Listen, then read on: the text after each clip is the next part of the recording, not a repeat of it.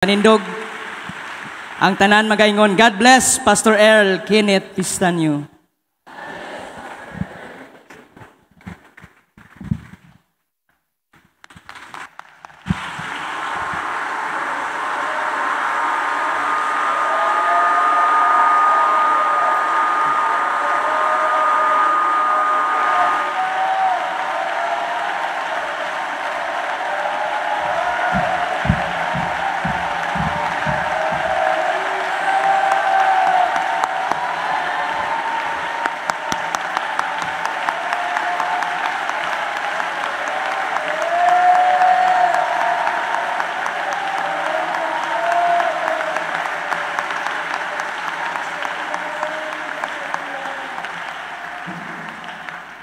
And everybody shout, "Thank you, Jesus." Pwede bang yakapin mo yung katabi mo, mga kapatid? Babae sa babae, lalaki sa lalaki. Sabihin mo, "I'm so glad you're here." Praise God. Kahit baho ilok yan, yakapin mo lang, mga kapatid. Thank you, Jesus. Directing your attention to the word of the Lord, Joshua chapter 2. It gives joy in my heart na makabanding ko po ang aking mga pinsan. Sinamahan nila ako dito. Salamat kay Pastor Fed, Pastor Karen, kay Carl, at kanina kay Pastora Carmel, and kay Pastora Melicent, mga kapatid. Thank you very much. And alam ko nanonood din yata ang mother ko, so gusto ko na i-greet ang mother ko kahit 1,000 miles away.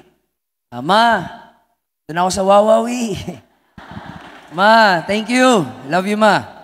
At sa aking pamilya doon sa US, kay Papa Gordon at kay Riz. You know, young people, if gusto nyo bang pagpalain kayo ng Panginoon, mga kapatid? Sinong gustong pagpalain ng Panginoon? Siksik, liglig at umaapaw.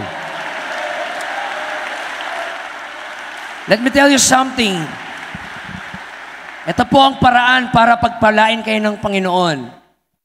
Obey your parents in the Lord. Honor your father and mother. If you want the blessing of God, love your parents, respect your parents, submit to your parents, and honor your parents. Now, wala na nag-amen, mga kapatid.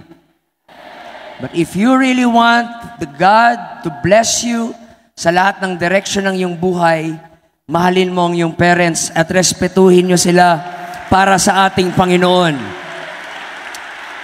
Praise God. I think that's what we need sa panahon natin ngayon. We need a revival of respect. That is one of the greatest problem we have, is respect. And we need to bring back respect in this generation.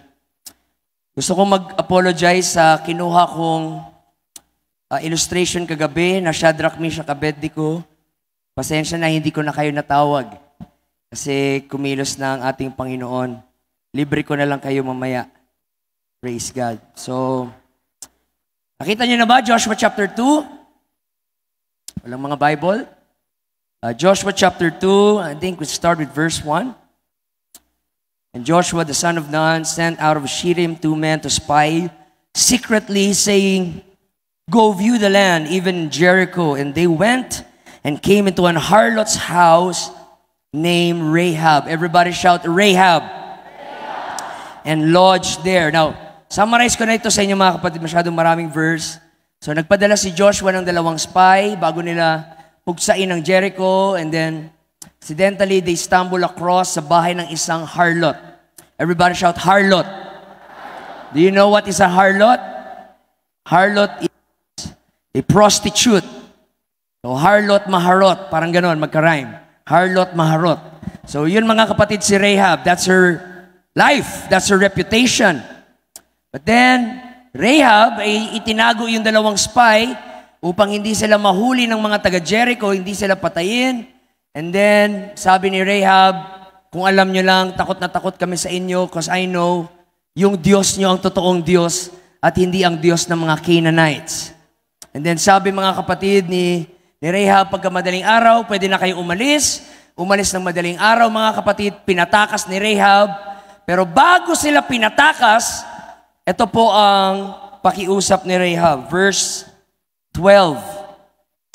Now therefore I pray you, swear unto me by the Lord, since I have shewed you kindness, that you will also shew kindness to my father's house. Give me a true token, and that you will save alive my father, my mother, my brethren, my sisters, and all that they have, and deliver our lives from death. And the man answered her, our life for yours. In other words, sabi nila, sure, no problem. If you utter not, this our business, and it shall be, when the Lord hath given us the land, that we will deal kindly and truly with thee. Then she let them down by a cord through the window. Pinataka sila, yung dalawang spy. For her house was upon the wall, and she dwelt upon the wall. And she said unto them, get you to the mountain, lest the pursuers meet you, hide yourself there 3 days until the pursuers be returned, and afterward may you go your way. And the man said unto her, we will be blameless of this thine oath, which thou hast made us swear. Behold, when we come into the land, now this is what I want you to focus. Listen to this. When we come into the land, thou shalt bind this line of scarlet thread in the window, which thou didst let us buy, and thou shalt bring thy father, mother, thy brethren, all thy father's household and home unto thee.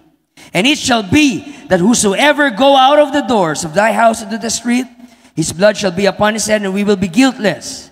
And whosoever shall be with thee in the house, his blood shall be on our head, if any hand be upon him. In other words, sabi ng dalawang spies, don't worry, sa pagsugod namin, as long nakikita namin ang scarlet thread, you are safe.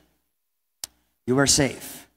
You are not just insured, but you are assured. Hindi lang insurance, kundi assurance. So I want to preach you tonight, mga kapatid, sa pangalawang gabi. I want to talk to you on the subject, the scarlet thread. The scarlet thread. I want you to shout that phrase. Everybody shout, the scarlet thread. Okay, very good. Hindi scarlet red. Scarlet thread. Let's bow our heads. Let's close our eyes. Let's pray. Lord Jesus, breathe upon us the breath of life. Sa pangalawang gabi na ito, Panginoon, nawa kami ay magkaroon ng mas malalim na pagkaunawa sa redeeming power ng iyong pag-ibig. At ang bawat isa, O Diyos, ay uuwi na may kalayaan, Panginoon. Kalayaan from their dark past. Kalayaan from their failures. Kalayaan from their regrets. Kalayaan from any form of shame na hanggang ngayon binibihag sila. At ngayong gabi, walang lalabas sa lugar na ito na nananatili sa tanikala ng kaaway, kundi ang bawat isa ay uuwing may kalayaan at tagumpay sa pangalan mo, Jesus. Help us to walk and enjoy the newness of life, because in you, there's always hope. In Jesus' name, for 10 seconds, let us give the Lord a mighty clap offering, mga kapatid.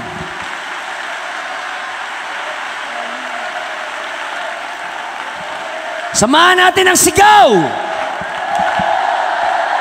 Shout unto God with a voice of triumph. Dakila ang Diyos! Dakila ang Diyos! Dakila ang Panginoon!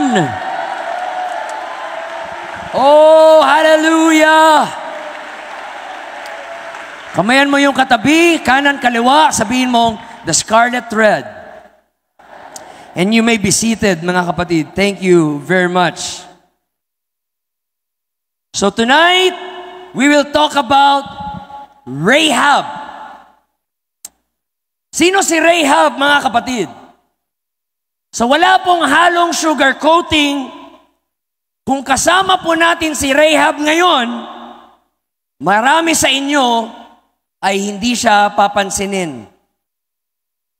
Kung kasama natin si Rahab ngayon, may iba sa inyo, hindi siya kakausapin.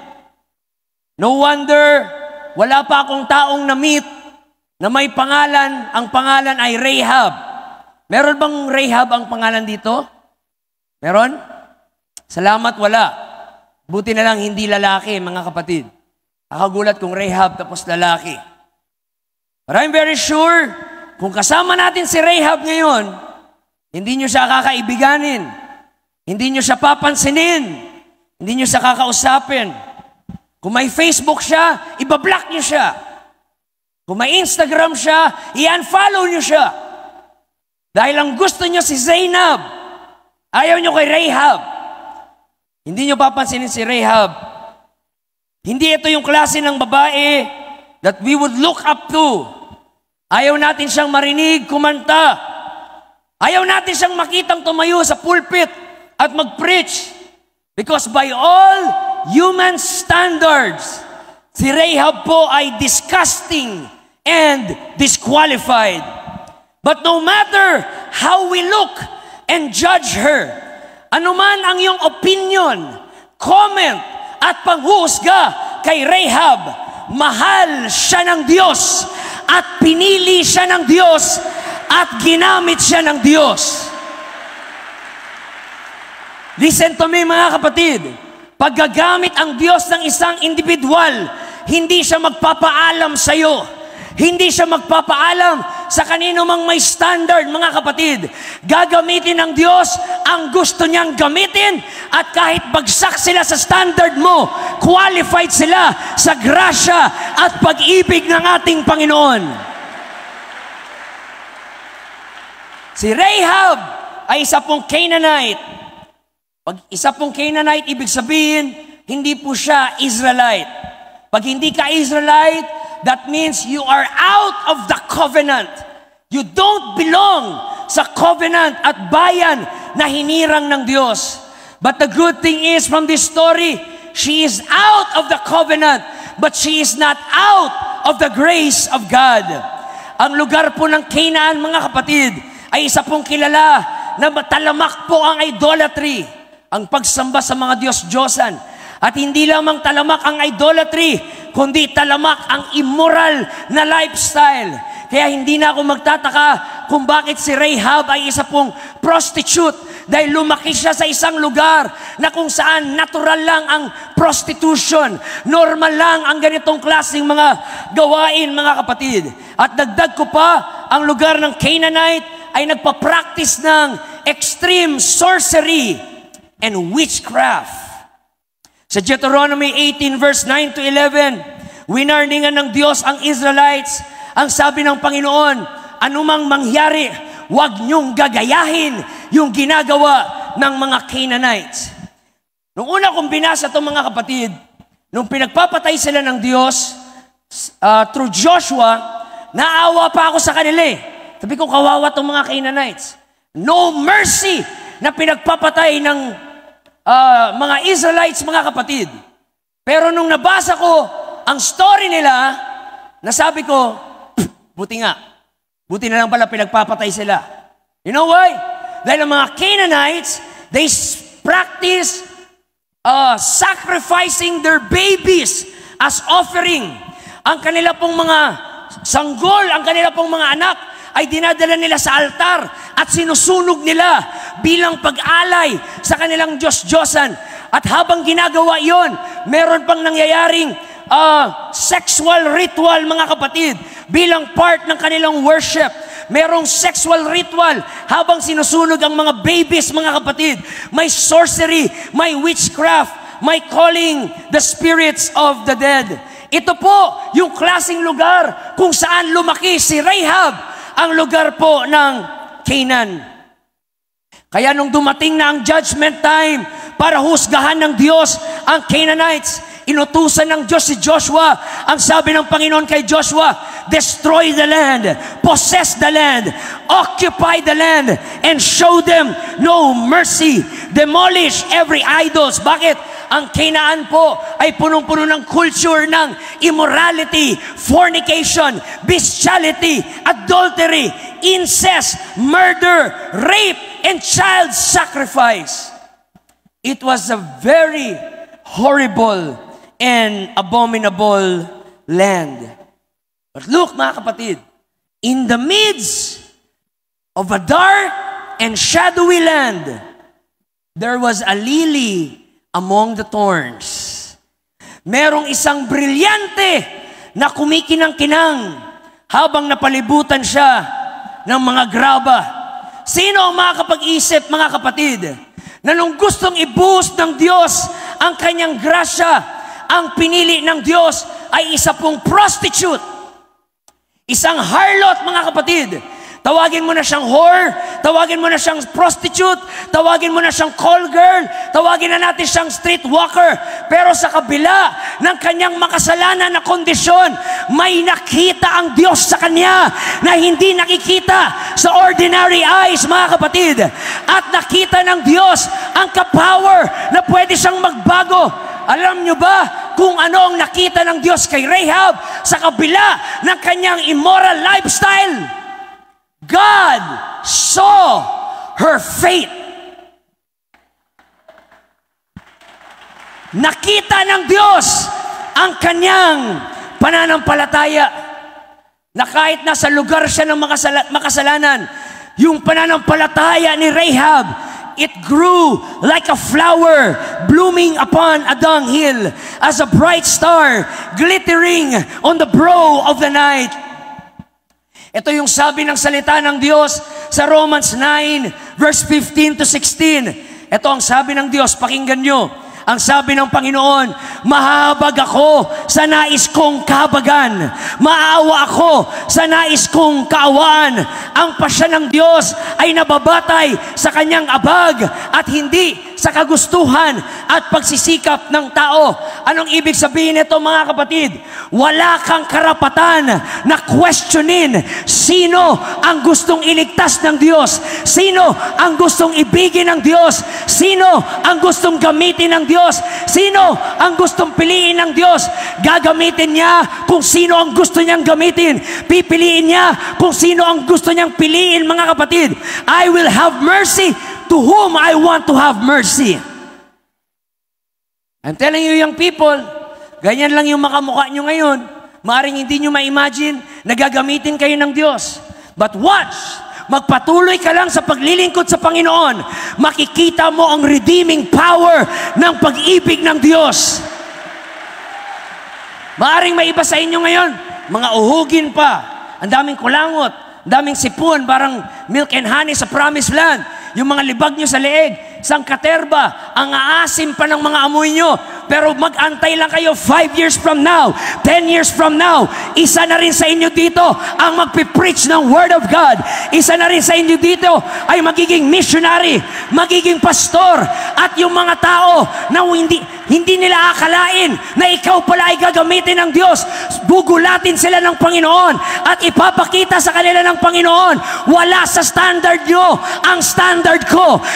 As a matter of fact, yung mga hindi pumasa sa standard nyo, yun ang itataas ko. Yun ang gagamitin ko. Oh, hallelujah. No, I love UPC. My allegiance ay nasa UPC. Ang license ko ay nasa UPC. But hear me, mga kapatid, I know the truth. Hindi UPC ang nagtawag sa akin. Ang hina, mga kapatid. Hindi UPC ang pumili sa akin. Dahil kung UPC lang ang nagtawag sa akin, wala ako dito ngayon dahil ako ang pinaka-disqualified. Kung UPC ang tumawag sa'yo, wala ka sana dito ngayon. But thanks be to God, you have not chosen me, but I have chosen you and I have ordained you. Yes, alam kong may weakness ka. Yes, alam kong may struggles ka. Yes, alam ko lahat ng imperfections mo. Pero dyan ko ipapakita, my mercy is greater than your mistakes. My grace is greater than your guilt. And my love is greater than your limitations. Oh, hallelujah. Kung UPC ang tumawag sa inyo, matagal na kayong disqualified. Pero salamat na lang, hindi UPC ang tumawag sa atin. Ang Panginoon ang siyang tumawag sa atin, mga kapatid. That is why, huwag kang matitisod porkit may ibang UPC na ayaw sa'yo. Paki mo ba kung ayaw nila sa'yo? Paki mo ba kung hindi ka nila gusto? Hindi naman sila ang pumili sa'yo. Hindi naman sila ang nagdala sa'yo dito. Si Jesus Christ ang nagdala sa'yo. Maraming imperfection sa UPC. Maraming kahinaan ng UPC. Pero hindi UPC ang sinasamba ko. Si Jesus Christ, the King of Kings and the Lord of Lords. Hallelujah! Hindi nyo kayang makomprehend ang mystery ng paggamit ng Diyos sa isang tao. I mean, when I was in Bible school, marami akong classmates doon, nakasama ko na, napapaisip ako, gagamitin ba talaga ng Diyos to? Laging 0 sa quiz, tapos, laging nakipagsuntukan, ang baho-baho ng paa, hindi naliligo. Magpapastor ba talaga to? In my standard, they're not qualified. Pero right now, marami sila ay mga leaders na, malalaki na yung mga church na pinagpapastoran, ginagamit ng Panginoon in a powerful way. Huwag kayong sumuko sa mga young people. Maaring young people na yan, puro pa yan ML ngayon. Puro lang yan Call of Duty. Pasaway, late umaten ng church. Minsan hindi umaten ng gawain. Maging patient ka lang. Hindi mo alam ang kapangyarihan ng Panginoon, mga kapatid. Ano tingin niyo sa mga pastor natin? Mga mabubuting tao? Noon, di nyo sure. Kung alam nyo lang sino sila noon, kayo na ang magsasabi, hindi ito pwedeng maging pastor. Pero tignan nyo, pastor na sila kahit may past sila, mga kapatid. Dahil hindi limitado ang kapangyarihan ng Diyos sa past mo. Hindi limitado ang kapangyarihan ng Diyos sa kahinaan mo. Hindi limitado ang kapangyarihan ng Diyos sa pagkukulang mo. Gagamitin ka ng Diyos no matter how dark your past. Walang anino ng iyong nakaraan ang kayang mag-eclipse ng liwanag ng iyong kinabukasan. Just watch. Tingnan mo yung mukha ng katabi mo. Tingnan mo. Amuyin mo yung kilikili. Di ba? Gagamitin kaya ng Panginoon yung ganyang kabawag ilok? You don't know. That's why you don't judge. That's why you don't judge. Maaring drug addict ngayon, but you don't judge. You don't know the power of God. You don't know what the power of God can do. Ako, ayoko rin magpastor, ayoko rin mag-preach. Puro lang ako Dota noon. Puro lang ako Jarakal. Puro lang ako Faceless Void. Puro lang ako Cardel. Assassinate. Boom! Wow! Triple kill. Yun lang ang gusto ko noon, mga kapatid. Pero pinakita ng Diyos, yes, ganyan ka lang ngayon. Pero watch my power. Watch my glory. Watch how I can change you. And I'm here to encourage you, young people. God can change you. God can use you. God can redeem you. I don't care who you are. God is greater.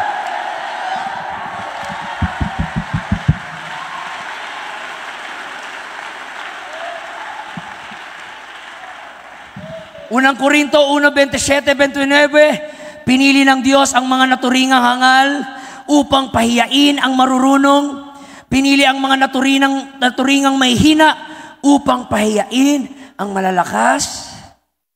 Lord, gagamitin mo ba ako? Mahina ako. Sabi ni Lord, kaya nga kita gagamitin dahil gusto ko yung mga mahina. Lord, gagamitin mo ba ako? Bobo ako. Yes, yan nga gusto ko yung mga bobo. Believe that, mga kapatid? Gusto ni Lord yung mga mahina. Gusto ni Lord yung mga bobo. Gusto ni Lord yung laging mga palakol yung grade. Sino laging palakol yung grade sa school? Kaway-kaway. Ba daming sinungaling, mga kapatid? Sinong laging nasa line of 70 lang mga score nyo sa school? Grades nyo sa school? Hallelujah! Mga palakol? Alam nyo kung bakit? Bakit gusto ni Lord yung mga mahina? At gusto ni Lord yung mga mahinang utak, mga kapatid? Dahil yung mga taong yan, magbababad yan sa panalangin, magbababad yan sa pag-aaral, kasi alam nilang mahina sila. At luluhod yan sa Diyos. at sasabihin, tabang Lord, hindi ako matalino, hindi ako ang pinaka-talented, pero gamitin mo ako. Yan ang hinahanap ng Diyos. Yung mga talented, yung mga matatalino, hindi nagpiprayan kasi kampante yan dahil magaling sila, dahil marurunong sila. Ang sabi ng Diyos, I'm not looking for somebody na magaling pero mayabang. Ang gusto ko kahit yung may hina, kahit yung walang alam, basta magpakumbaba at sasabihin, Lord, without you, I can't do nothing. That's where the glory of God shows up. Tingnan nyo, pag yung mga matatalino gamitin ni Lord, sinasabi nyo, hindi kasi dati palang matalino na yan eh. Pero yung mga alam mong bopols, tapos ginapit ni Lord, talagang mapapasabi ka, grabe yung awa ng Diyos. Grabe yung grasya ng Diyos sa taong to. Alam ko gaano kahina utak nito eh. Pero ngayon, pag tumayo siya sa pulpito, ibang-iba siya. May ibang aura sa kanya. Yung anointing ng Diyos, ramdam na ramdam ko sa kanya. Hindi naman yan magaling ah. Anong meron dyan? Anong meron? Si Lord lang, that's enough. And ngayon, naghahanap ang Diyos na young people na magsasabi, Lord, hindi ako ang pinakamagaling. Lord, hindi ako ang pinakamatalino. Pero gamitin mo ako, Lord. Gamitin mo ako, Panginoon.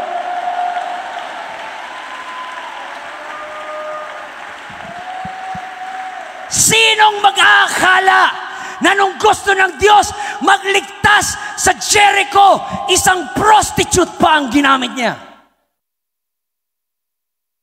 I mean, if kung tayong pipiliin, she would be the least of all. Kung tayo yun, maghanap tayo ng parang Cornelius. Yung lagi nagpipray. Naghanap tayo ng parang Daniel. Pero tingnan mo nga naman ang Panginoon, ang nahanap niya ay isang prostitute. Isang babaeng merong immoral na lifestyle. Hallelujah. Huwag kayong maniwala sa bulong ng kaaway na porkit may mga kasalanan kayo dati, hindi na kayo kayang gamitin ng Panginoon. Yan ay kasinungalingan ni Satanas, mga kapatid. That devil is a liar. Pangalawa, na huwag kayong makinig sa opinion ng mga tao. Yang mga sinasabi ng tao, opinion lang yan. Pero hindi yan ang katotohanan. Ang katotohanan ay ang salita ng ating Panginoon. God can use you kahit may flaws ka. God can use you kahit may weakness ka. God can use you kahit may struggle ka. Ano tingin nyo sa akin? Ba, ang gwapo-gwapo ko? Tapos, tingin nyo, ang bait-bait ko? Di mo sure. Mukha lang ako mabait, pero wag ako. Hindi mo sure. I have a dark past. I have a very ugly past. I have a life filled with regrets, loneliness, and I suffer the consequences ng lahat ng aking pagkukulang. Pero ito lang lagi kong tinatandaan. I am a product of my past, but I am not a prisoner of it.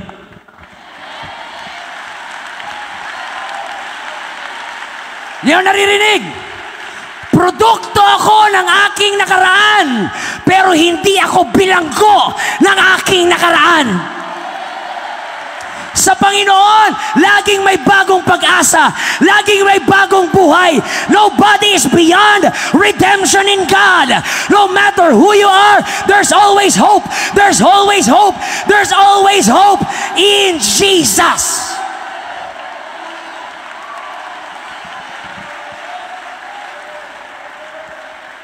Aperan mo nga yung katabi mo, sabihin mo, I'm a product of my past, but I'm not a prisoner of it. Isa pa, I'm a product of my past, yung may conviction, but I'm not a prisoner of it. That's why ngayon, mag-worship ako. Ngayon, tatalon ako. Ngayon, sisigaw ako. Bakit? I have moved on and I press toward the mark of the prize of the high calling of Jesus. Let the redeemed of the Lord say so. Lahat ng pinalaya ng Panginoon sa inyong nakaraan, can I hear your shout?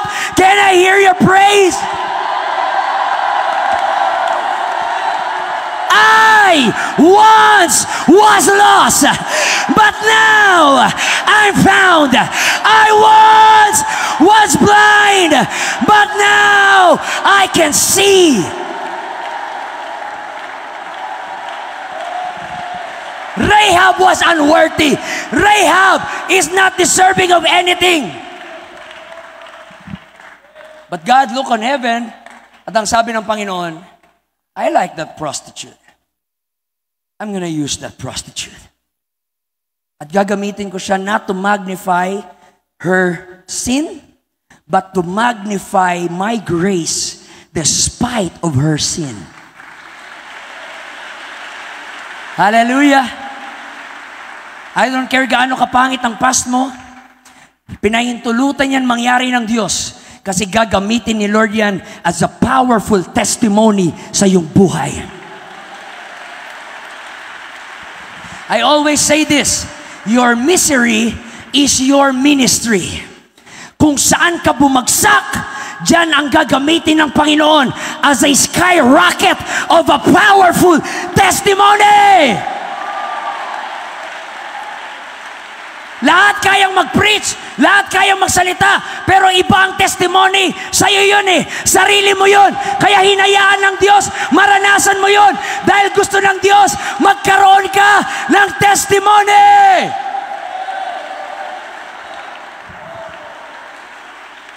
Hallelujah. Kailangan ko ng dalawang gwapo. Sinong gusto mag-volunteer? Dalawang gwapo. Dalawang lalaking gwapo. Sige na, bilisan nyo para uwi na tayo. Dalawang gwapo. Sige na, yung alam mo talaga sa sarili mo na gwapo ka.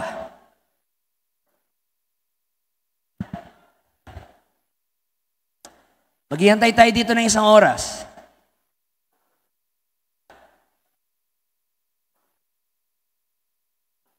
Ikaw na isa.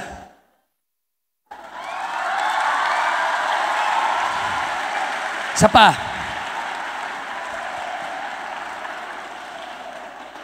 Kayo. Dito. Akit dito. Eh, kilala kita. Parang lagi kang nasa illustration na. Watch. Kayo yung dalawang spy. Okay? At ako si Joshua. Ito ang ating misyon. Exterminate the Canaanites. Papatayin natin sila. Dahil yun ang utos ng Diyos. Pero, bago natin sugurin, i-scout muna natin yung lugar para magkaroon tayo ng magandang military strategy. Kayo yung dalawang spy. Huwag kayong papahuli. Okay? Mga binata pa kayo parehas? Walang mga girlfriend? Very good. Hindi ako mag-aalala. Watch. Mag-ready kayo. Kasi, sugurin natin yon, i-spy nyo muna. Ganun kayo mga spy. Ganun, ganito. Yahin nyo ako dali. Ganun. Yan. Yan. Mag-spy kayo. Dito, akyat dito. Dahan-dahan, dapat walang makahuli. Dahan-dahan lakad. Alright? Alright. Lakad dito, dito naman. Dito. Tago dito sa may TV. Tago dito sa likod, dito sa TV. Uy, may guardia, may guardia. Tago. Yuko.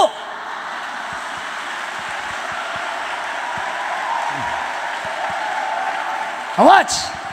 Patago-tago sila. Silip onte. Kung may mga tao pa. Silip onte. Dungaw. Tingin ulit. Dahan-dahan lang, baka mahuli kayo. Tingin lang. Patay talaga kayo, mga bata kayo. Pumasok sila sa Jericho. They were spying the land. Nagbabantay, inoobserbahan. Watch. Ang hindi nila alam, habang nagtatago sila, napunta sila sa bahay ni Rahab na isang prostitute. Now, example lang to ha. Sinong gustong maging Rahab?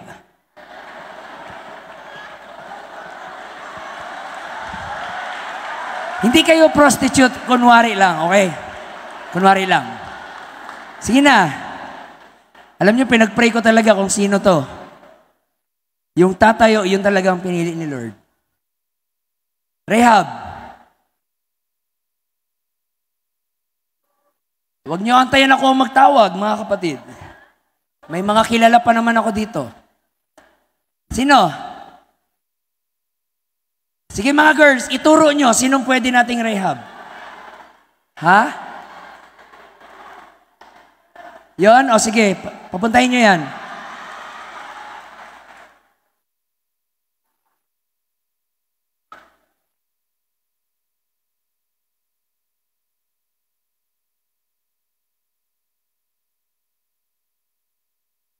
Ikaw ang ating Rahab? Okay lang sa'yo, ikaw ang Rahab? Ha? Alay choice. Sige, may bayad to, 1.5. Watch. Gusto mo kayo mahuli kayo? Watch.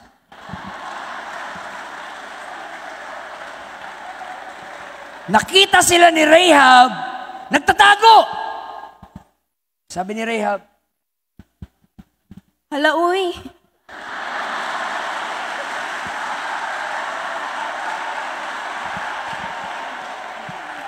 Anong ginagawa niyo? now, nung nakita ni Rahab na ang mga ito ay, patay ng mga muka. Isang Israelite, ang sabi ni Rahab, nung narinig ng hari ng Jericho, may mga spy daw nakapasok. Bantayan nyo, may nakapasok na spy, huliin nyo. At nung dumating yung mga sundalo, mga kapatid, sabi, tugudug.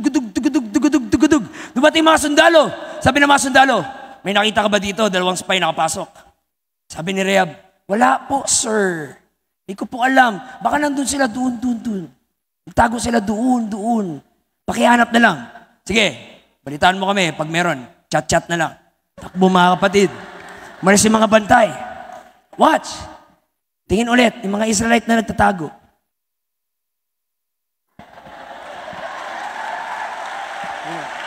Ba't kayo nagtatago dyan? Ba't kayo nagtatago dyan? Alam niyo ba anong sabi ni Rahab? Lapit ka dito, Rahab.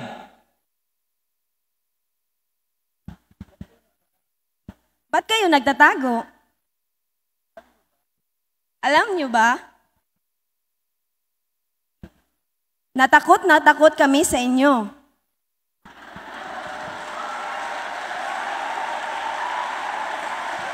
Patago-tago sila sa kalaban, pero ang totoo, yung kalaban ang takot sa kanila.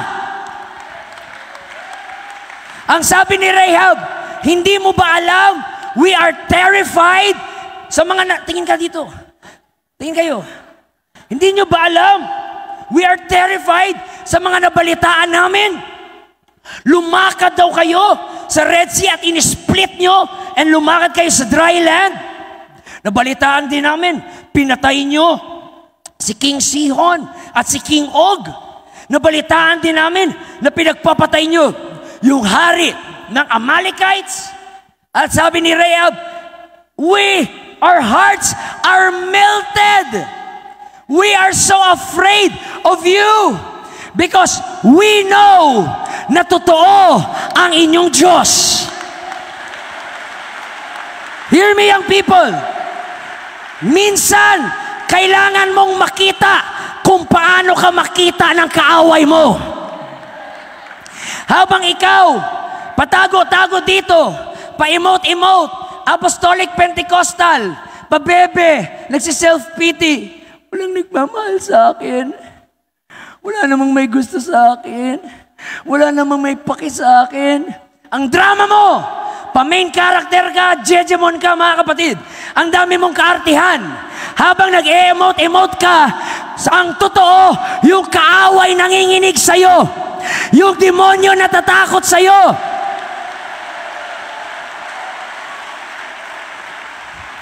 Alam niyo ba bakit kayo binabanatan ni Satanas? Kasi takot siya sa inyo. Alam ni Satanas na pag magpagamit ka sa kanya, yayanig yung kanyang kaharian. Alam ni Satanas na pag bumalik ka dito sa pulpito at mangaral ng Word of God, marami Maraming kaluluwa ang maliligtas, kaya binabanatan ka niya kasi takot siya.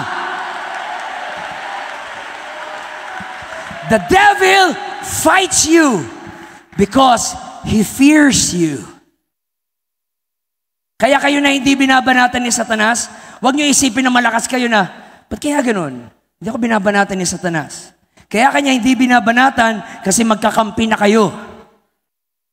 But when you are a threat to him, gagawin niya ang lahat ng temptation, bibigay niya lahat ng depression and discouragement sa buhay mo, makita ka lang niyang bumagsak. Kaya pag binabanatan kayo ni Satanas, huwag mag-backslide, huwag mag-give up, huwag sumuko, dapat ma-compliment ka at ma-flatter. Wow, Satanas ha? Ikaw, Satanas, ha?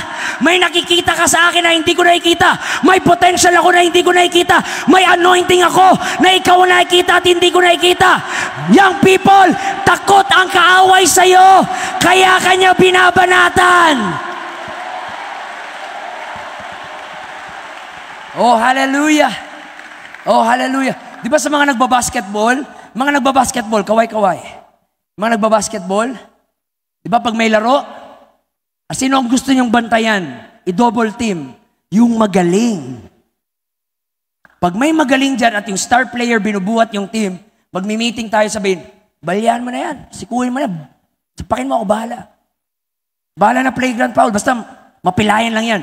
Di ba pipilayan nyo, sasaktan nyo, i-double team nyo, pero yung isang kakampi nila na hindi makashoot, libreng-libre, ganun tumira, anong sinasabi? Huwag nyo nang bantayan. Yan, hindi naman makashoot yan. Mga kapatid, pero sino lagi nyo inuuna? Yung mga star player, yung mga ace player. Oh, hallelujah. Hindi nyo ako marinig, mga kapatid. Kaya ka binabanatan ni Satanas dahil star player ka ng langit. Ikaw ang isa sa ace player ng Diyos. Kaya gagawin ni Satanas ang lahat ng pang-discourage. Bago matapos ang taon na ito, ipakita mo kay Satanas, babounce back ako, babangon ako. Ilang beses mo ako pinatumba, ilang beses mo ako discourage, but right now, rejoice not against me, oh mine enemy. When I fall, I shall arise.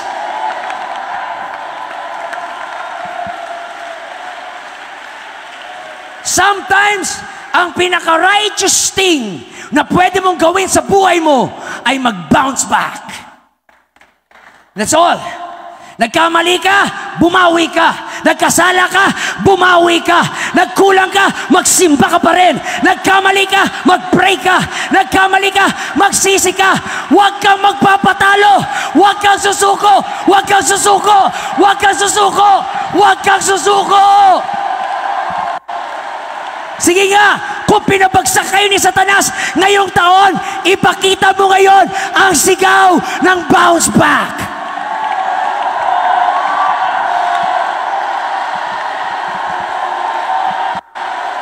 I will not give up. I will not turn around.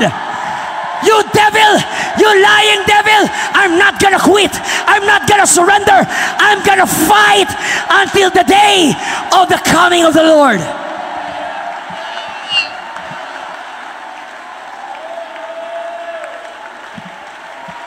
Watch, mga kapatid. O, ano nangyari sa spy? Mahuli kayo. Tayo kayo. Watch. Ang sabi ni Rahab, I know that your God is the true God.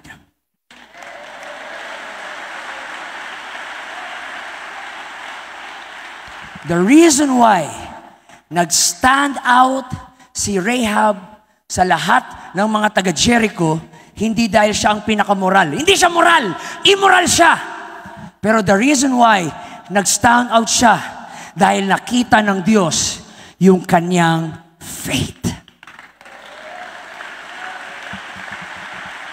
She was not the moralist, but God saw her faith. Na kahit taga-Canaan siya, kahit taga-Jericho siya, alam niya na yung mga Diyos-Diyosan nila ang hindi totoong Diyos. ang totoong Diyos. Itong dalawang bugoy na nagtago-tago dito, yun ang totoong Diyos nila. Yun ang totoong Diyos na aking sinasamba. Now hear me. Hear me mga kapatid. Merong faith si Rahab, pero never siyang nakabasa ng Torah. Hindi niya nabasa yung Genesis, hindi niya nabasa yung Exodus, Leviticus, Numbers, Deuteronomy. Never siyang nakatikim ng manna from heaven. Never niyang na-meet si Joshua. Never niyang na-meet si Moses. Pero meron siyang faith. Alam niyo bakit meron siyang faith? Dahil sa mga marites doon sa Jericho.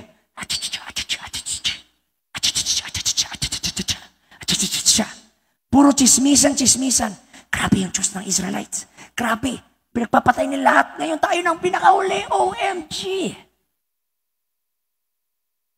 At nung narinig yun ni Rahab, faith cometh by hearing and hearing of the Word of God. Kaya make sure, pag nasa trabaho ka at nasa school ka, make sure ang minamarites mo ay hindi si Daniel Padilla, hindi si Andrea Brillantes, hindi si Richard Gutierrez, hindi si Sara Labati, hindi si Kim Chu. Make sure na doon sa school nyo, ang minamarites mo ay si Jesus. Si Jesus!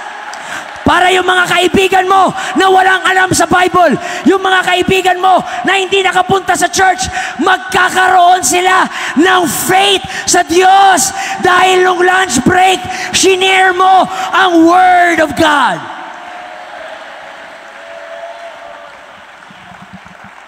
Hindi nila kailangan pumunta ng church para magkaroon ng faith. Hindi nila kailangan makabasa ng Bible para magkaroon ng faith. Daldalin mo lang si Jesus sa kanila.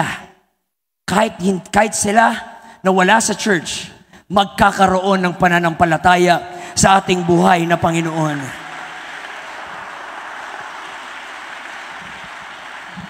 So anong meron kay Rahab? It's all about faith. She's not perfect.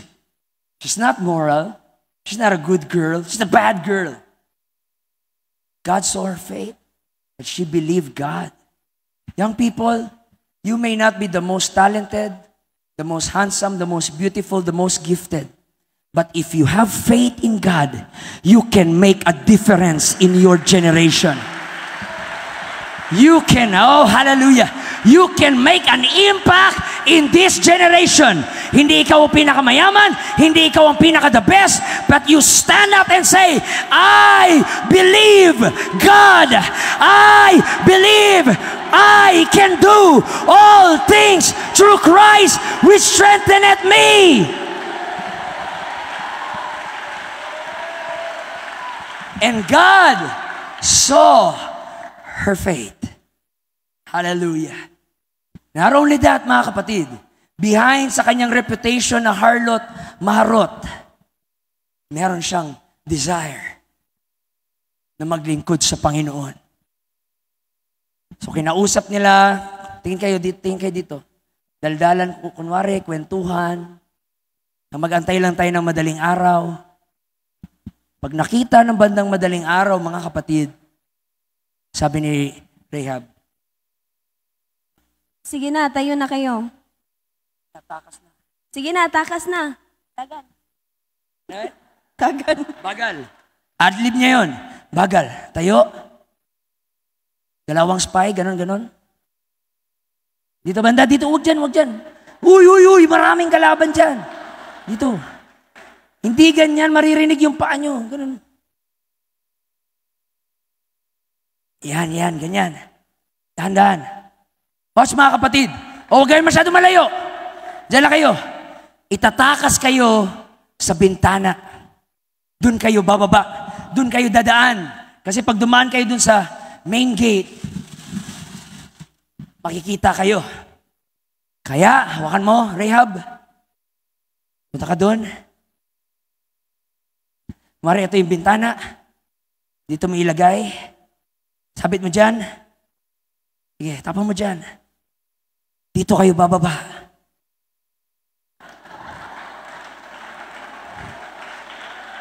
So kakapit ka dyan, ha. Make sure na hindi ka mahuli. Okay? Dahan-dahan. Hawakan natin dahil ito ang bababa. Baba. Op! Balik ka pala muna, balik ka pala. Sabi ni Rhea, balik.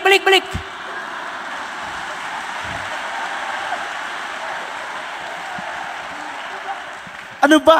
Ay. Nakakainis daw. Nakakainis ka. Alam niyo bakit? Sabi ni Rahab, Sir, bago kayo umalis, meron akong request. Nung sinabi ni Rahab na meron siyang request, nagtitinginan yung dalawa. Kayong dalawa lalaki. Kinakabahan sila, anong request? Baka ikikiss sila ni Rahab or yayakapin sila na paisa lang, isang kiss. Pinapagpapawisan ka. Ano yun? Sabi ni Rahab, request ko, pwede ba pagsugod nyo dito sa Jericho, pwede bang iligtas nyo yung papa ko? Pwede bang iligtas nyo yung mama ko? Pwede bang iligtas mo yung mga kapatid ko? Ayoko silang mamatay. Bagamat harlot siya sa paningin ng iba, meron siyang magandang puso na gusto niyang maligtas ang pamilya niya. Don't judge a person dahil lang sa naririnig mo. Don't judge a person dahil lang sa mga kumakalat. You don't know their heart. You don't know their intentions.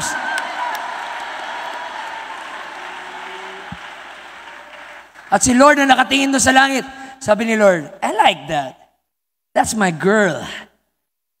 She may be a harlot, but meron siyang desire na ma-save ang kanyang family. Hindi niya sinabi na siya lang ang iligtas, kundi ang kanyang family. Sabi ni Lord, potential to na maging part ng genealogy. Sabi ng isang spy, Sure, mapabelieve. sobrang Bisaya naman ang, sure, no problem. Sure, mapabelieve.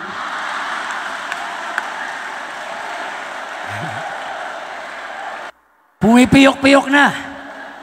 Isa pa, sure. Tingnan mo si Rahab. Sure, no problem. Sure, mapabelieve.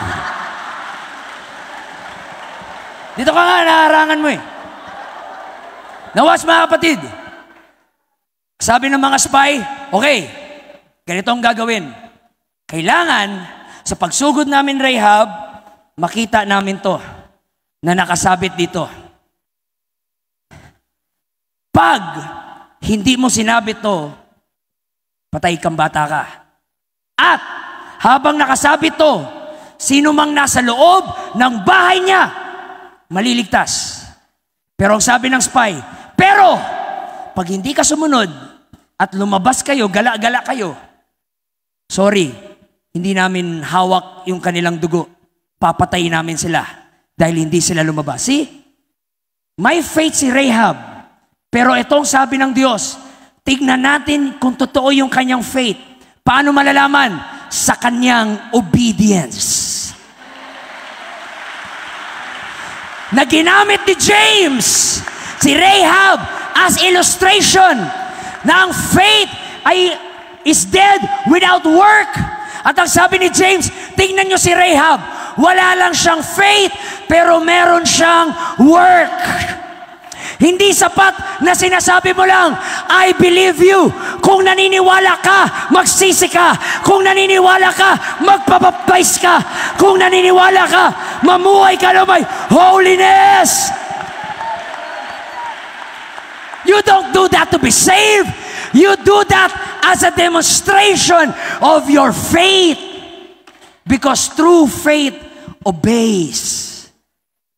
Pag sinasabi mo may faith ka, number one kang pasaway, hindi totoong faith yon. Fake yon. Ang totoong may faith, sumusunod. At sumunod si Rahab. Sige, baba ka na. Una ka na. Dahan-dahan na. Okay. Okay, dahan-dahan lang. Baba. Ay, hindi. Ay, di sige, baba na. Okay. Yan. Next. Baba.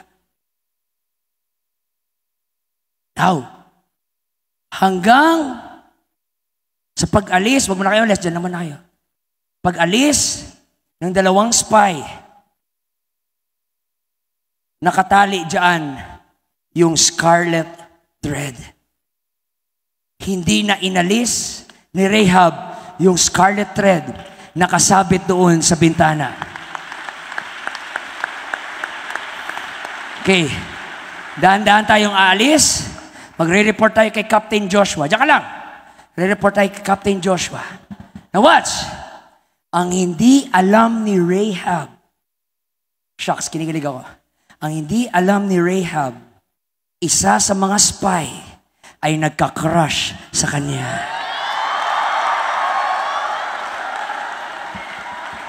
Ikaw na lang yun, kunwari.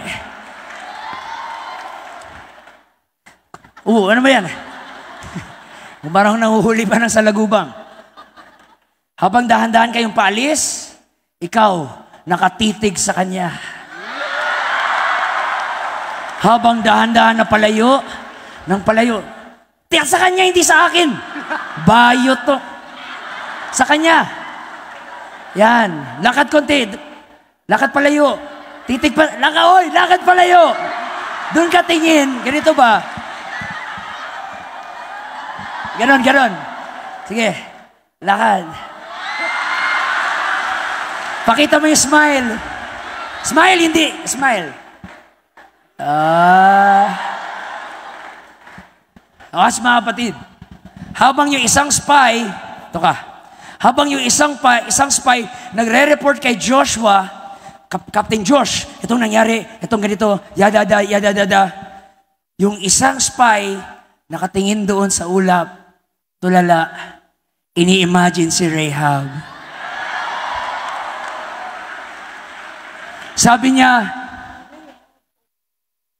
Rahab or Rahab? Rahab, hindi rehab. Iba yung rehab. Rahab o Rahab? Rahab or Rahab?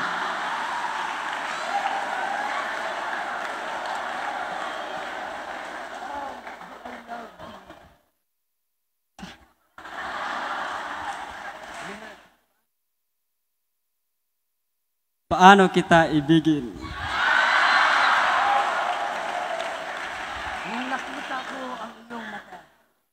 Nakita ko ang inyong mata. Iyong, hindi inyong. Nakita ko ang iyong mata. Nakita ko ang inyong mata. Nakita ko ang aking future. Ang aking future. Nung nakita ko ang iyong mata, nakita ko ang aking future. O Rahab, O Rahab. Rahab or Rahab? Yung ano ba, yung with feelings na, O Rahab, O Rahab. Rahab or Rahab? Di marunong te. Ikaw nga, O Rahab, O Rahab. Oh, Rahab. Oh, Rahab.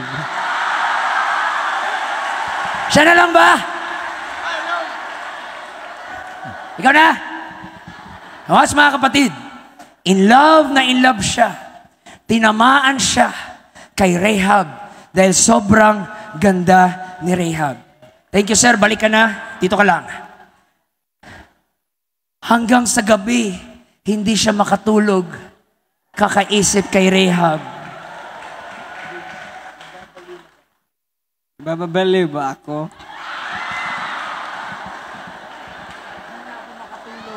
Di na ako makatulog. Pagkaisip sa'yo. In love mga kapatid. Yung spy. Ang pangalan ng spy na yon ay si Salmon. Mukha siyang isda, pero gwapo siya mga kapatid. Ganito. Ang gwapo-gwapo mo. Kaso Rahab ang tawag mo. Balik ka dito ka. Salmon, halika dito. Hallelujah. Now mga kapatid, ini-imagine niya si Rahab. Hindi isang prostitute ang nakita niya. kundi isang napakagandang babaeng worthy of love.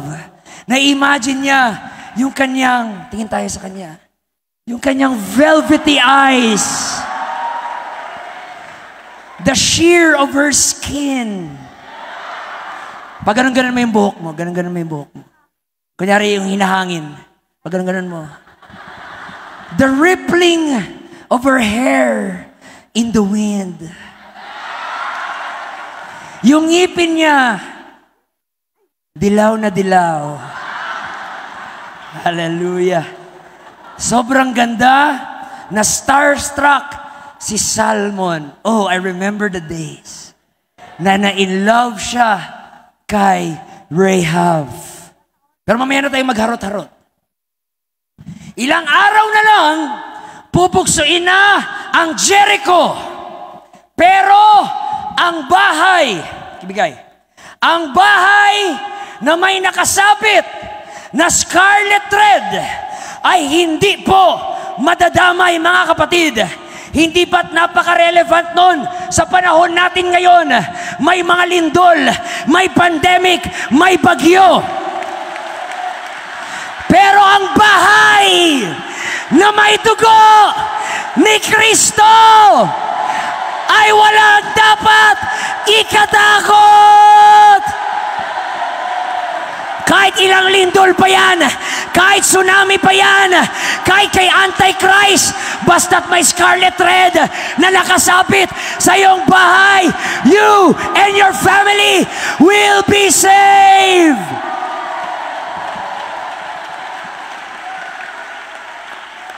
You are covered by the blood of Jesus Christ.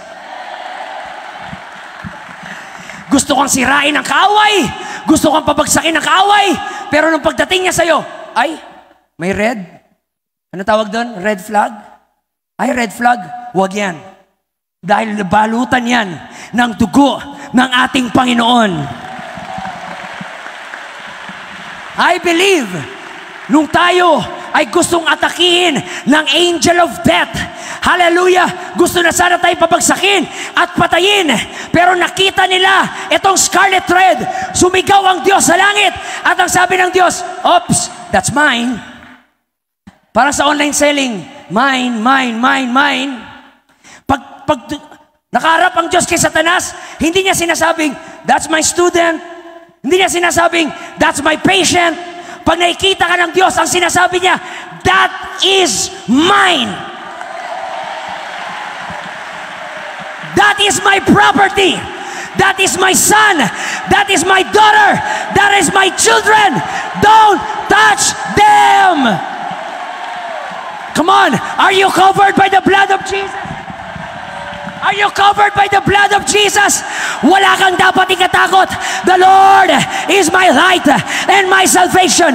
Whom shall I fear? The Lord is the strength of my life. Whom shall I be afraid? No weapon that is formed against me shall prosper. For greater is He that is in me than he that is in the world.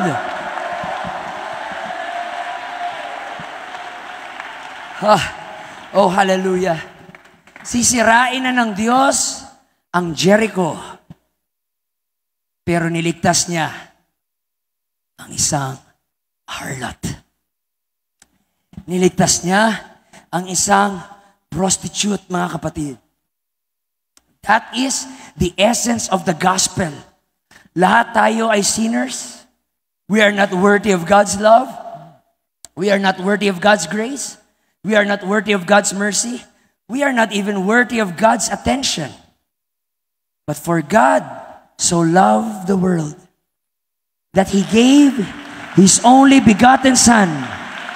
And whosoever that believes and obey with the scarlet thread shall not perish but have everlasting life. Ang kaligtasan ay hindi para sa lahat. Ang kaligtasan ay para lang sa sumusunod, para lang sa nababalutan ng dugo ni Kristo. Lahat ng may dugo ni Kristo, pwede bang pumalakpak? Pwede bang sumigaw? Pwede bang magpuri?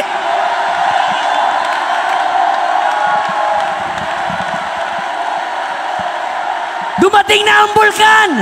Dumating na ang lindol! Dumating na ang bagyo! I am not afraid! I have the blood of Jesus Christ.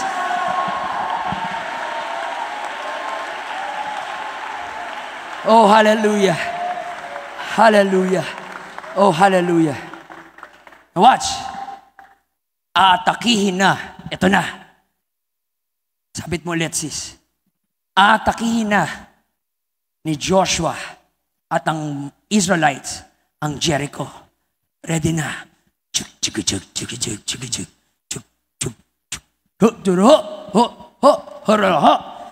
Susugod na sila sa Jericho. Watch. Ito ang sabi ni Joshua. Paano sinugod nila Joshua yung Jericho? Bigla ba silang sumugod at may mga daladalang basuka? Ganun ba? No. They march around the walls of Jericho for 7 times, 7 days. Sige, sali ka sa nagmamarch. Ikot-ikot tayo. Yun ang utos eh. Bago daw tayo sugod, march muna tayo. March dito, unang araw, boring. Pero kay Salmon, hindi boring. Dahil habang nagmamarch siya, inaabangan niya na dumungaw si Rahab sa bintana. At pag dumudungaw si Rahab, nagsasampay ng mga labahin niya. Nakaganon si Salmon. Love you.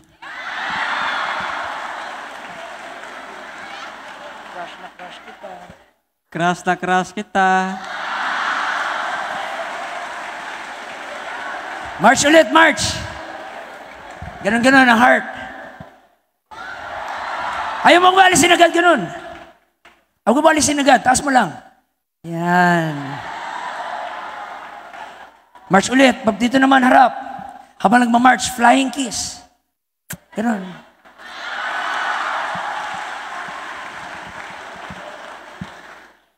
Hallelujah. Sobrang in love na in love si Salmon. Now, walang flying kiss sa Bible ha. Baka hanapin nyo mamaya. Saan sabi ni Evangelist nag-flying kiss si Salmon? Wala yun. Gawa-gawa ko lang yun. Now, flying kiss, flying kiss.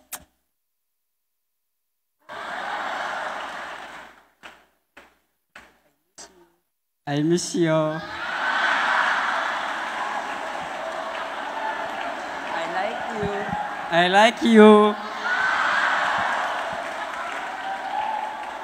Now, habang nagmamarch, nagbigay na ng instruction si Joshua. Okay, makinig kayo. Ito ang gagawin natin. 7 times na magmamarch kayo.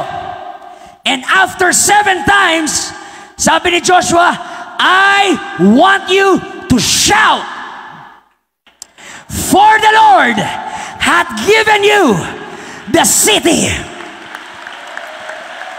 Now watch. Hindi na ito gawa-gawa. Mababasa nyo ito sa Bible. Joshua chapter 5. Ito ang instruction ni Joshua. Napakaganda. Ang sabi ni Joshua, pagkatapos ng 7 araw, lahat kayo sisigaw. At sa pagsigaw nyo, sakupin nyo na. Patayin nyo lahat ng nakikita nyo. Simula pinakamatanda, mga lolo, patayin nyo. Mga lola, patayin nyo.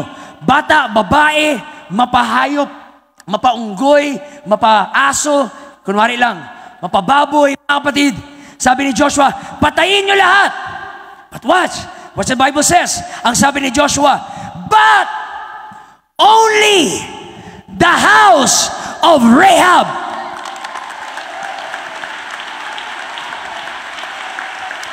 Galawin nyo na lahat. Patayin nyo na lahat. Huwag lang yung bahay na may scarlet thread. Yung bahay na may scarlet thread, huwag yung galawin yan dahil niligtas yan ng Diyos. Oh, hallelujah. And nag-march na sila ng 7 times. After ng 7 times, sigaw sila, wow! Tapusin, tapusin, tapusin. Kayo nga sumigaw nun? Isa pa. Sige pa, huwag tumigil. Isa pa.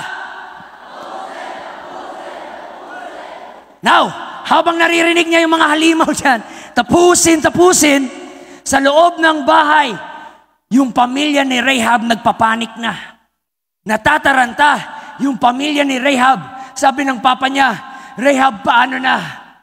Ano nang gagawin natin? Atakihin na tayo. Papatayin na tayo. Oh Lord, anong gagawin natin? Mamamatay tayo. Katapusan na natin. But I believe, habang natataranta doon sa loob ng bahay, yung pamilya ni Rahab, tumindig si Rahab sa pamilya niya. At ang sabi niya, Pa, Ma, kita niyo to? Kita niyo to, Pa? Kita niyo to, Ma? Mga kapatid ko, nakita niyo to? Ayaw ka pala ka, Ma? Ayaw ka pala ka, Pa? Hanggat andito to, we're not gonna die. We're not gonna perish. If we have the scarlet red, we are protected. Maraming beses kayong in-encourage ng papa at mama nyo. Pero sometimes, mag-step up kayo kay mama at papa. At kayo naman ang mag-encourage at sabihin nyo, Pa, Ma, huwag kayo matakot. Makakatapos ako sa pag-aaral. Huwag kayo matakot, Ma. Gagaling ako. Huwag kayo matakot, Pa. Hindi tayo pabayaan ng Panginoon.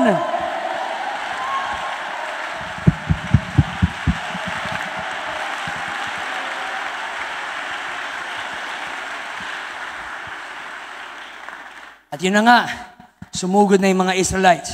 Lahat ng Israelites sumigaw, Sugod! Ganyan mga kapatid, nagkakaluguluhan sa labas. There was rumbling and booming that was heard all over the city. Natataranta lahat, natatakot lahat mga kapatid kung anong nangyayari doon. Ang daming pinatay, nagkalat yung mga patay, lahat ng mga Canaanites pinagpapatay, lahat ng mga tatay pinagpapatay. I believe habang nangyayari yun, isa sa mga kapatid ni Rahab gustong lumabas at sabihin, Ate, anong meron doon? Ba't ang ingay? Sabi ni Rahab, huwag ka talagang lalabas. Makinig ka kay ate. Kung gusto mong mabuhay, gusto mong hindi mamatay, huwag kang lumabas. Magtago tayo dito sa bahay na may nakasabit na scarlet red. Do you see that? Yung dating bahay ng pokpok, ng prostitute, naging house of refuge. God can rewrite your story. God can change. Gaano man kapangit ang story mo, there is mercy in God. There is redemption in God. And He writes your ugly past into a marvelous story of grace.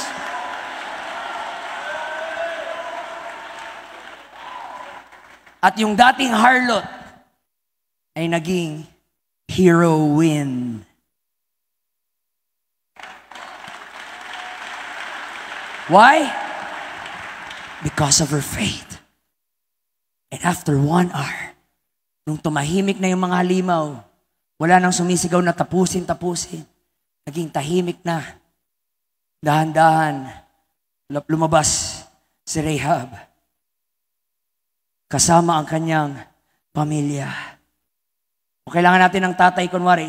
Ikaw, tatay, kunwari, dito tatay. Tatay ka ni Rahab. O katawa-tawa, ikaw ang nanay. Nanay, dito. Sige na sis, naka-block. Nanay ni Rahab, ikaw ang nanay ni Rahab. Tayo dito. Tawa-tawa kayo tatlo, kayong tatlo yung mga kapatid. Dito kayo tatlo. Naka-pink, naka-red, naka-jumper. Yan dito. Now, sunod-sunod lang kayo kay Rahab, ha? Saan siya pupunta? Now, dahan-dahan, lumabas si Rahab sa bahay. Ito lakad. Stop. Tingin-tingin doon, nakaganon. Puro abog. Nagkalat ang abo. Sa pagtingin mo, ang daming patay. Mga pinagpapatay ng mga unggoy, mga hayop, mga kahayupan, mga tao nagkalat, mga patay. And they rejoice kasi lahat patay pero anak ng kayo ang mga buhay. Palakpakan yung mga sarili nyo. Kita nyo, lahat ng kababayan nyo ng Canaanite, mga patay na. Kayo, mga mukha nyo, mga buhay. And they rejoice greatly. Because of her faith and obedience of that scarlet thread, she and her family were saved. And they were rejoicing. They were very happy sa nangyari. But the problem is, meron na namang isang problema. Si Rahab. Sabi ni Rahab, Saan ako pupunta? Saan ako pupunta? saan na kami titira? Saan na kami titira? Hindi nila alam saan na sila pupunta ngayon. Wala na silang bahay. Alam ni Rahab na hindi siya qualified sumama dahil mga Canaanite sila. They were out of the covenant. Pangalawa, harlot siya. Siya ay out of immorality. Pangatlo, wala siya sa knowledge of truth. She is out of truth. So, she's very disqualified para makasama sa mga Israelites. And, Rahab was hopeless and helpless. Ngayon, galingan mo yung aktingan natin, ha? Umiyak si Rahab. Ay. Iyak. Iyak. Hilak yun? Iyak. Kakaibang artista to. Reklamador. Sige, iyak. Saan man? Ganito, no? Ganun.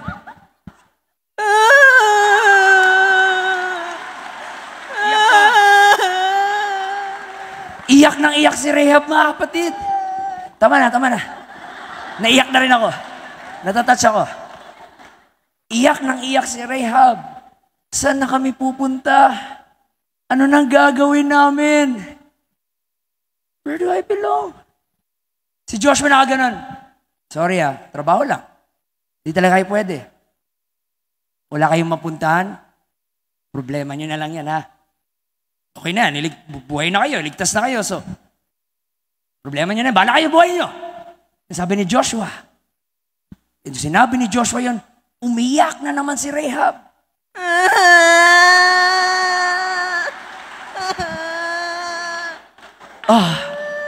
Grabe natatouch ako. Pagka dito. Pagkate. Pero bago siya mawala ng pag-asa, bago siya mawala ng hope, biglang may umubo sa likod.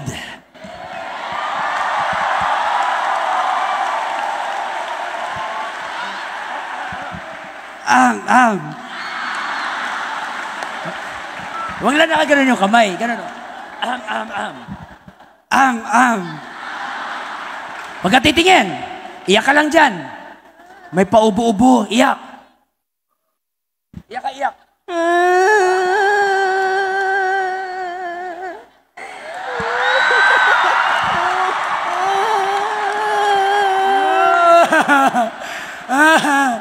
Okay, tama na.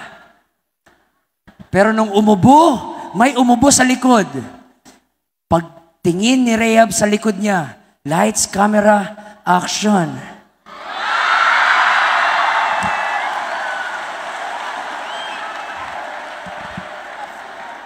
Si Salmon, nakaluhod! At ang sabi ni Salmon, You're yummy. will you You.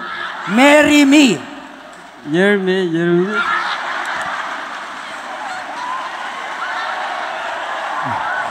Galing sa gera pagod O, intindihin natin, pagod Sabi Salmon, will you marry me?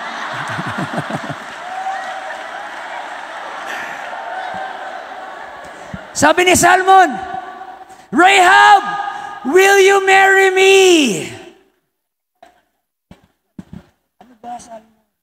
Ano ba, Salmon? Kainis to.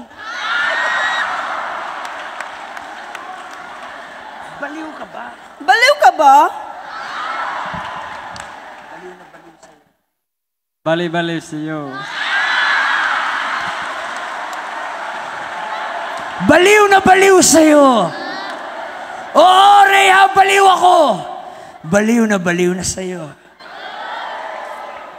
Sabi ni Rahab, Salmon, nag-iisip ka ba? Sino mag-aasawa sa akin? Hindi mo ba alam, isa akong prostitute? Meron bang mag-aasawa ng prostitute? Pangit ang buhay ko. Kung sino-sinong lalaki ang kasiping ko, gabi-gabi, I'm not worthy of love. Hindi ako karapat-dapat. Pero nung sabi ni Salmon, I love you.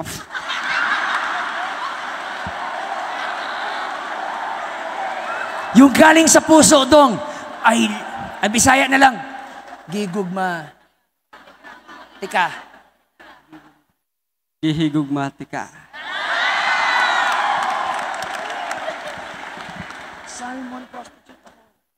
Salmon, prostitute ako. Prostitute. Prostitute.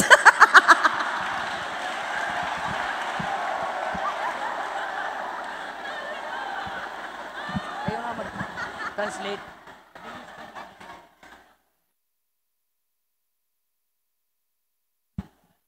Wala na ko pakasle ang imuhang Nakaraan. ay wala na ko pakasle ang imuhang agi sa una. Ayan. Sige, sabihin mo yun. Ha? Sabihin mo na lang, I'm not marrying. I'm not unmarried. Hindi ko pakakasalan Hindi ko pagkakasalan yung ang inyong nakaraan. nagkaraan. Ang pakakasalan ko Ang pagkasalan ko ay ikaw ay ikaw at ang iyong at iyong kinabukasan. kinakabukasan. Ang pakakasalan ko ay ang iyong kinabukasan. I'm not marrying your past. I'm marrying your future, Rahab. Pag mapaasawa niya si Salmon, mababago ang kanyang pangalan. Mababago ang kanyang reputasyon. Magkakaroon siya ng bagong covenant. Magkakaroon siya ng bagong pamilya. At magkakaroon siya ng bagong Diyos na pinaglilingkuran. If any man be in Christ, he is a new creature. All things are passed away. Behold, all things has become new. The last time. Yoremi. Will you marry me? Yoremi.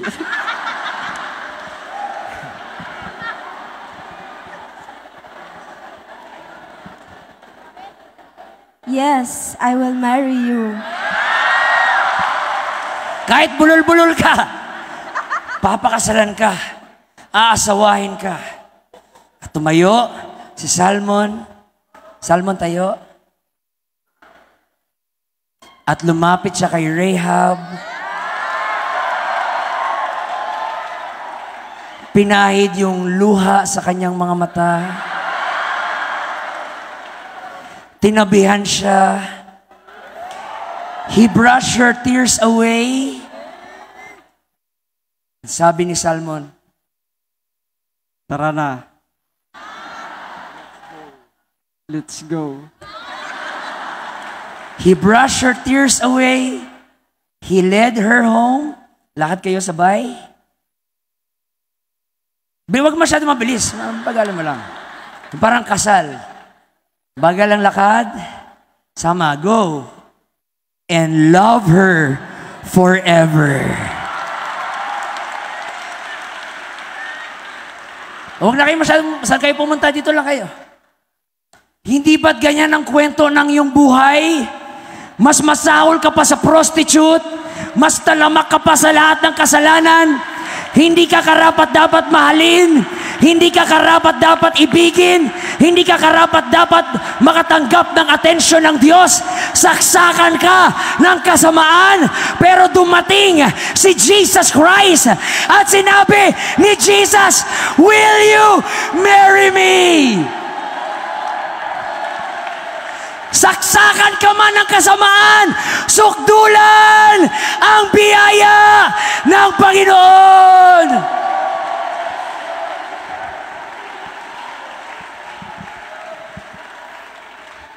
Kaya pag tinanong nila kayo, bakit hindi kayo nagmumura? Ang sasabihin nyo, I'm married. Bakit hindi ako uminom ng alak? I'm married. I do not belong to a religion. I belong to a relationship. Inasawa ako ni Jesus. Pinakasalan ako ni Jesus. That's why hindi ko to ginagawa dahil sa reliyon. Ginagawa ko to dahil pinakasalan ako ng Panginoon. Kahit hindi ako karapat-dapat, kahit marumi ako, God saw me as worth loving for. At inasawa tayo ng ating Panginoon. Thank you mga balik lang kayo dito, Rahab Salmon. Dito, Rahab Salmon. Balik kayo dito. Tan, tan, tanan, tan, tan, tan, tan. Tarararararan. I-welcome natin ang bagong kasal. Hallelujah. Mas mga kapatid, sa Hebrews chapter 11, doon lahat nakasulat, lahat ng mga heroes of faith. Yung mga superstars sa faith. Andun si Abraham, si Isaac, si Joseph, si Moses. Mga superstar yung mga nandun. Pero in-include talaga ni Lord sa bandang dulo. Nilagay doon sa superstars. Hebrews 11, by faith, Rahab. Merong Noah, merong Abraham, at merong Rahab. Sinabi yun ng Panginoon. Sinadya yun ng Diyos. Ang sabi ng Diyos, gusto ko ilagay nyo ang pangalan ni Rahab because that's my girl. That's my girl. She is a champion of faith.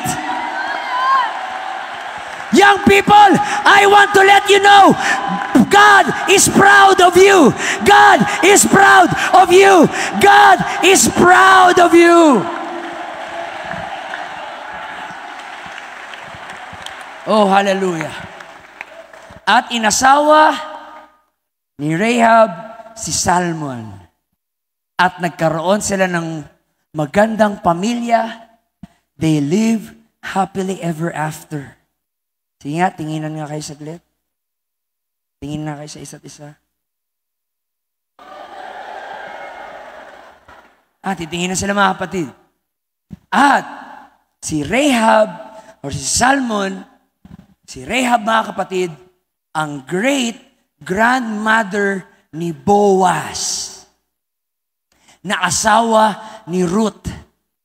At si Ruth, ang great grandmother ni David.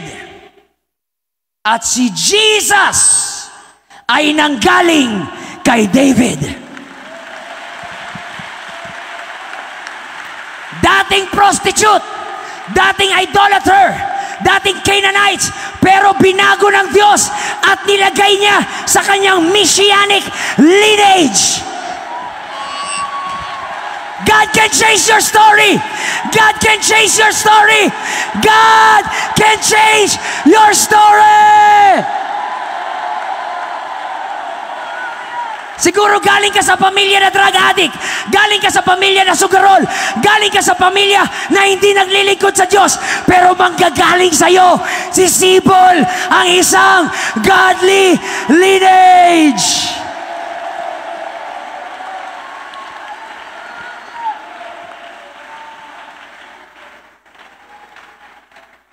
You have no idea what faith can do.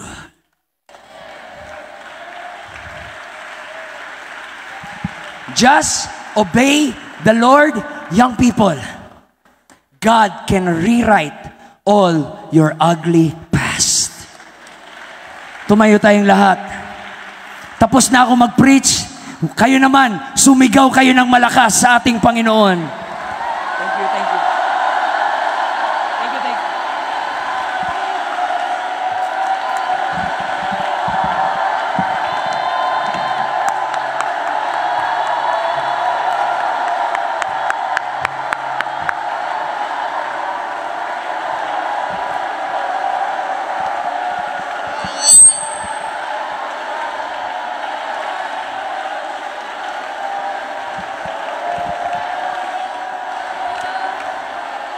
My past erase. My name is changed. I testify.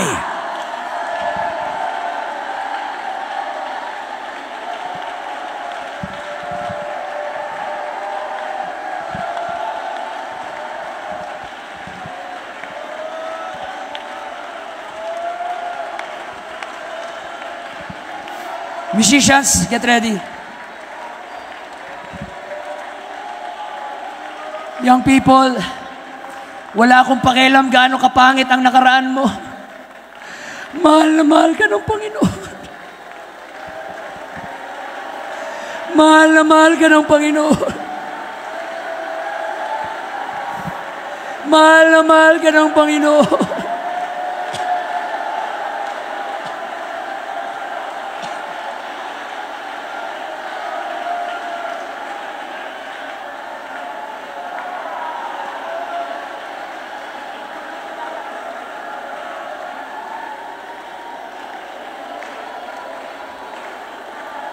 Now come close as you can. Come here to the altar. Walang luluhod. Tayo lang tayo. Tayo lang. Sige po, lapit dito. Mga ladies, come. If God can save a prostitute, what's stopping you? If God can change a prostitute, what's stopping you? Pinandidirian ka man ng ibang tao, ginajudge ka ng ibang tao, pero may Diyos na tanggap ka.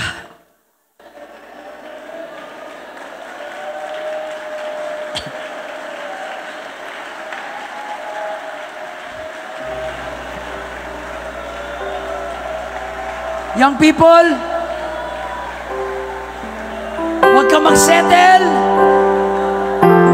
Huwag mong pilitin ang sarili mo sa taong hindi ka mahal. May Panginoon na nandyan palagi sa'yo.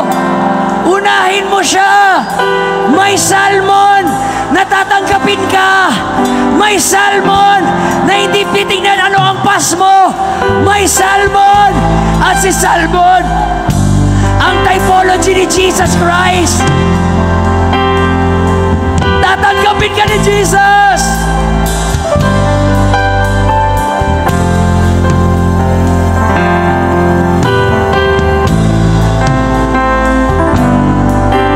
Taas ang dalawang kamay. Pikit ang mga mata. I command tonight, mapapalaya ka sa shame, mapapalaya ka sa expectation ng tao, mapapalaya ka sa opinion ng tao, papalayain ka ng kapangyarihan ng pag-ibig ng ating Panginoon.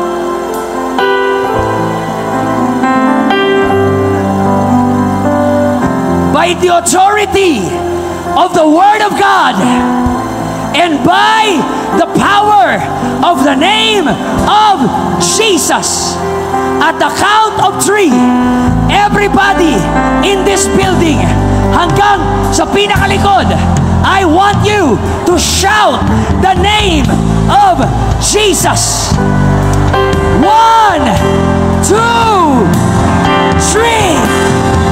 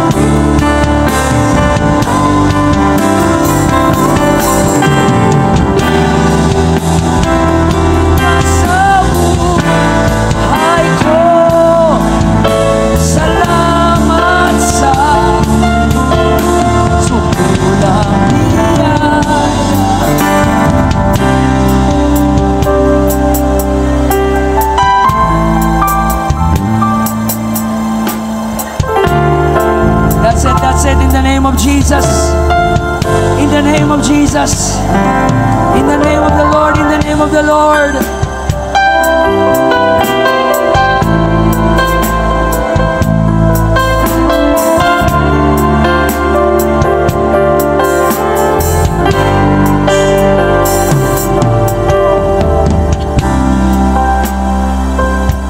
Come on, don't stop, don't stop. Hindi pa tapos ang Panginoon. Yes, yes, yes, yes. Feel the presence of the Lord. Feel the power of Jesus Christ.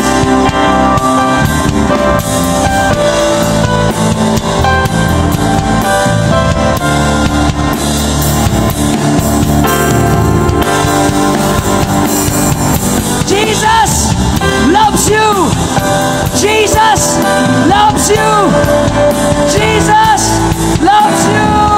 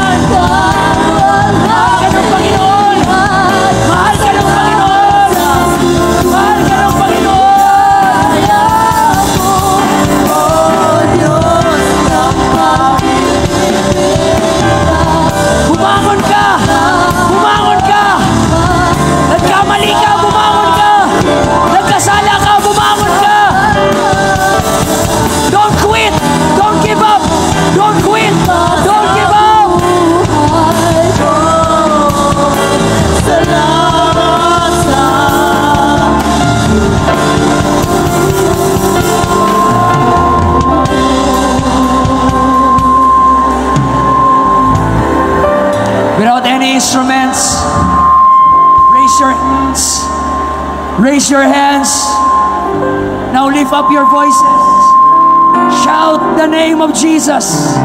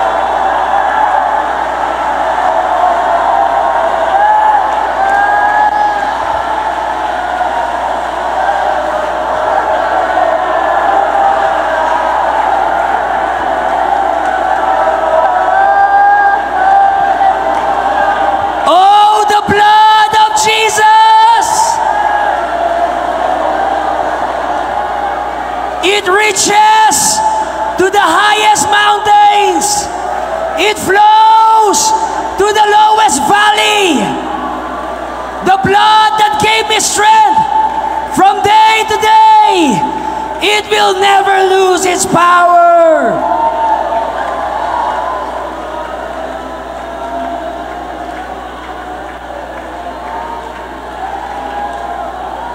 Lord, I plead the blood over these young people in Jesus' name. I plead the blood over these young people in Jesus' name. Ilayo mo sila sa gawa ng kaaway. Ilayo mo sila sa impluwensya ng mundong ito. By the power of the blood of Jesus, cover them, Lord! Ilayo mo sila sa mga masasamang tao. Ilayo mo sila, Panginoon, sa mga taong hindi magandang may gagawin. In Jesus' name!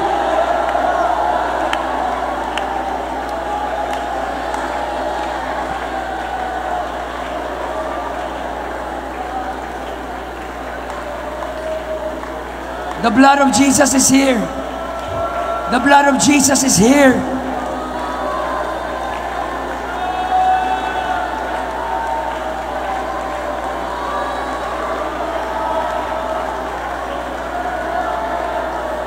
Now, bago kayo balik sa ating youth president, find a prayer partner, 2x2s, parang ganito. And I want you to lay your hands like this to one another, and we will plead the blood of Jesus sa atin pong mga pinagpipray. Babae sa babae, lalaki sa lalaki. Find your prayer partner, at sabay-sabay tayong mananalangin. Idideklara na ang dugo ng Panginoon ay nasa atin saan man tayo magpunta, mga young people. Saan man tayo magpunta, nandirito ang pag-iingat ng ating Panginoong Hesus. Now, in the name of Jesus, now pray.